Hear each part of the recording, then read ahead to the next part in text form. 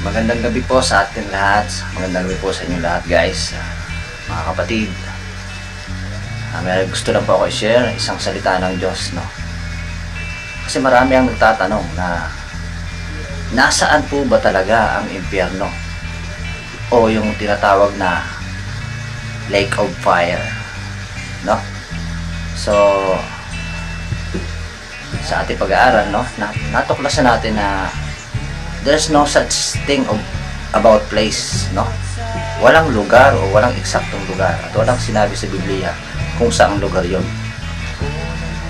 Ngayon, napakarami na lumalabas sa social media na mayroong lugar na punong-puno ng makasalanang tao at sinusunog sila doon, naag na sila doon, kinakain ng uod, no?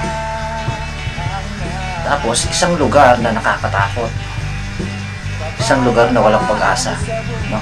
Nakaka-dismaya kung titingnan o nakakapanghina kung titingnan, nakakalungkot.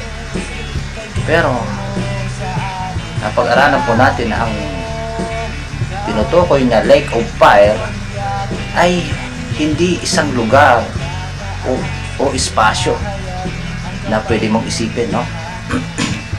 So marami po ang magkaka-interest sa ating babahagi ngayon. Excuse me. Nabanggit po sa Revelation ang mga bagay na ito, ano? Ang sabi po doon, kung di ako nagkakamali, matotorment sila o matutupok sila sa presensya ng Panginoong Hesus at ng kanyang mga anghel. So, ibig sabihin, sa presensya ng Panginoong Hesus at ng kanyang mga anghel, matutupok ang mga masasamang demonyo, ang mga masasamang tao na hindi sumampalataya sa Panginoong Hesus. So, yun po ang tinatawag na lake of fire. So, hindi po siya isang lugar na ina-expect natin na kung saan pa yun o saan po ba naroroon ang Panginoong Hesus at ang kanyang mga anghel. Hindi po ba sa heavenly place?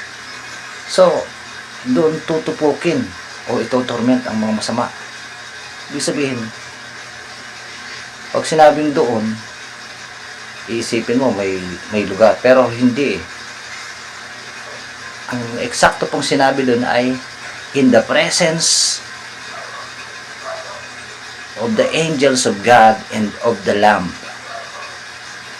Sa pamamagitan po ng presensya ng Panginoon at ng kanyang mga anghel, matutupok ang mga demonyo at ang masasamang tao. Yun po ang malinaw. So wala pong tinutukoy na lugar, sapagkat ang presensya po ng Panginoon ay banal, napakaliwanag.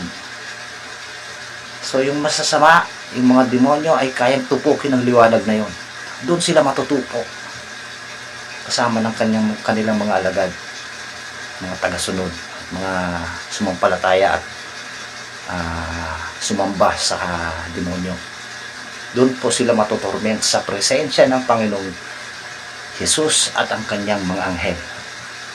So, yun po ang malinaw sa Bible. I-share ko po yung Bible verse. Tingnan nyo na lang po dito sa screen. Yun lang po at magandang araw. Maraming salamat. God bless sa inyo lahat.